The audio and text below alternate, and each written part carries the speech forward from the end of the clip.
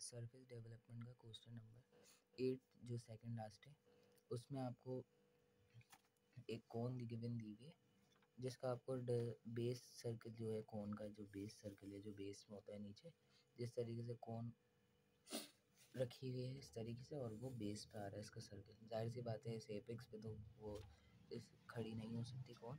तो base circle जो आपको दिया हुआ है उसका डाया दिया हुआ है 60 मिलीमीटर, मतलब रेडियस होगा 30 मिलीमीटर। सबसे पहले टॉप व्यू का आप 30 मिलीमीटर का एक सर्कल बनाने के, इसको 12 इक्वल पार्ट में डिवाइड करेंगे। फिर उसके बाद एक उसकी डाउनवर्ड एक हॉरिजॉन्टल लाइन मेजर कर लेंगे, एक कोई भी सूटेबल गैप डिसाइड करने के बाद जितने आपके पास शीट पे जगह है उस हिसाब से। उसके बाद आपने ये हॉरिजॉन्टल लाइन, अब इसके पैरेलल एक और हॉरिजॉन्टल लाइन बनानी है जहाँ पे आप इसका इस टॉप व्यू से ही इसका फ्रंट व्यू दिखाएंगे कोन का। तो इसकी फ्रंट व्यू पे जो कोन की हाइट दी हुई है वो आपको दी हुई है 70 मिलीमीटर। तो 70 मिलीमीटर के बाद एक हॉरिजॉन्टल लाइन जो आप लगाएंगे, इसी तरीके से आप कोन की जो टॉप व्यू से इसके 12 इक्वल पार्ट में डिवाइड करा था, इस पॉइंट को आप इस फ्रंट व्यू पे प्रोजेक्ट करा देंगे। इसी तरीके से सेंटर वाला जो आएगा ये एपेक्स पॉइंट हो जाएगा, जहाँ पे ये सारी कोन की सारी साइड जाके एक जगह पे पॉइंट आउट होंगे, जिसको एपेक्स पॉइंट बोलते हैं, ये आ जाएगा। फिर इसके बाद आपको पता है कोन की सरफेस डेवलपमेंट होगी एक एरिया ऑफ सेक्टर की तरह। एरिया ऑफ सेक्टर की तरह जो है ट्रायंगल की तरह होता है, बस ये लास्ट वाली जो इसकी लेंथ वो होती साइड, वो कर्व होती है। तो इसके लिए आपको क्या करना है, ओ से लेकर 1 तक का आपने कंपास खोलना है और एक आर्बिट्ररी आर्क मार्क कर लेना है। उसके बाद आपको पता नहीं आर्क कितनी बड़ी लगानी है, तो आपने सर्कल को डिवाइड करा था 12 इक्वल पार्ट में। एक पार्ट की लेंथ जो होगी वो सबके बराबर ही होगी, तो कोई भी आप डिस्टेंस मेजर कर लें 4 से 5 तक का, इतना आपने कंपास खोला। इस बड़ी वाली आर्क पे आपने छोटी छोटी आर्क से कट कर देना है। जैसे आपने इस एज पे रख के इस पॉइंट पे कट कर लिया, जहाँ कट करा वहाँ कंपास रख के फिर ऐसे आर्क लगा ली, फिर आगे इस तरीके से आप 12 आर्क लगा देंगे। फिर 12 इक्वल पार्ट में डिवाइड करना, लास्ट वाली आर्क जैसी आएगी वहाँ पे आपने ख़त्म करके उस पॉइंट को आपने इस आर्क के सेंटर से मिला देना है, या आपके पास एरिया ऑफ सेक्टर मिल जाएगा। अब बारी आती है कटिंग प्लेन की।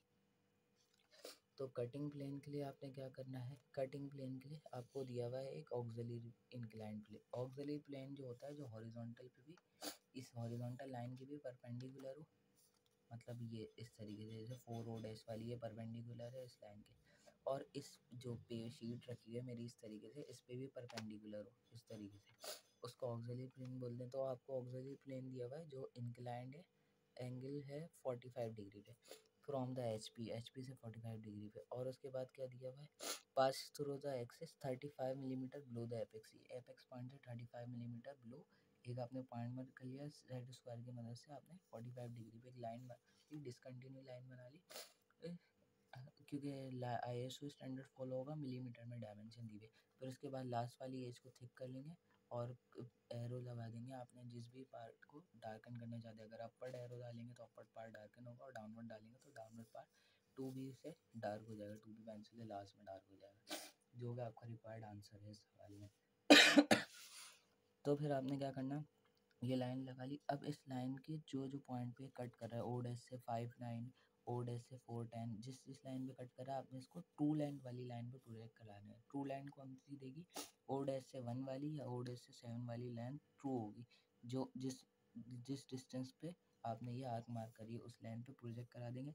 फिर जिस पॉइंट पे आएगी, इतना कंपास खोला आपने, ओ से ए तक का कंपास खोला, किस लाइन पे आ रही है, ओ से 7 वाली लाइन पे, तो ओ से 7 वाली पे ए से मार्क कर दिया। ओ से बी जो आ रहा है वो आ रहा है 6 और 8 पे, तो ओ से बी तक का कंपास खोल लिया, ओ से 6 और ओ से 8 वाली लाइन पे इस तरीके से आर्क लगा दी।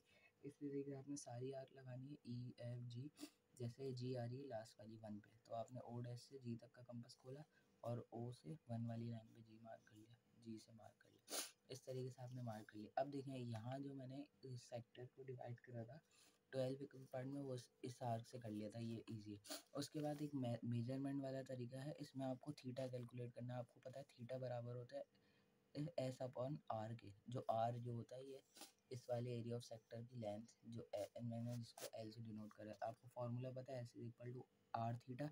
तो आर को मैं डिनोमिनेटर में लिया है, जिसको मैंने यहाँ एल से डिनोट कर लिया था।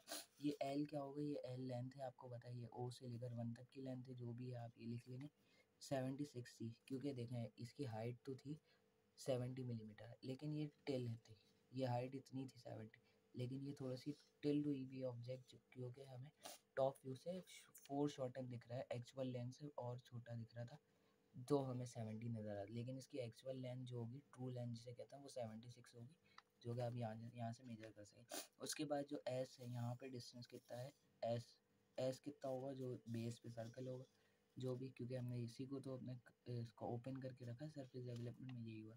तो आपको पता है सरफेस का सरकमफेरेंस का फॉर्मूला क्या है, पाई आर। तो 2r किसके बराबर हो गए, डायमीटर के, डायमीटर डी से डिनोट करा था, जो कि आपको गिवन दिया हुआ था सवाल में 60 का।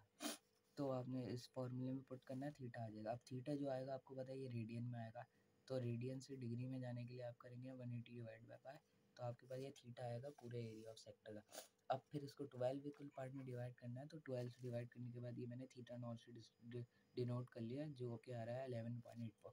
तो ये एक ईच सेक्टर का, एक एक जो पार्ट का इसका एंगल जो होगा वो 11.84 होगा। इस तरीके से आप कर सकते हैं ये मेजरमेंट भी। That's it.